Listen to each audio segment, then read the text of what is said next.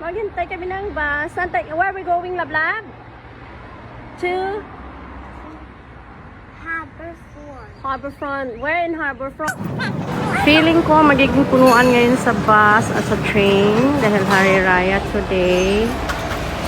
Ayan na nga, naupo na nga siya sa shoes ko dahil wala na siyang maupuan.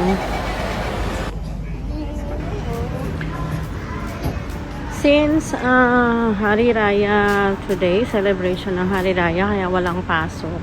And pag mga ganitong walang pasok talaga, madalas talaga kami kitchen sa labas. Hindi kasi kami pwedeng magstay sa bahay. So, ganito na lang kami, whole day. Enjoy na lang namin at consume namin yung buong oras at buong araw na kami lang dalawa sa labas. Kaya dinadala ko talaga siya kung saan siya mag-e-enjoy, saan siya yung hindi siya maboboring at makakapaglaro talaga siya. Since pupunta na dapat kami sa library, isarado pala kasi Hari Raya. So dito na lang kami sa labas, sa playground.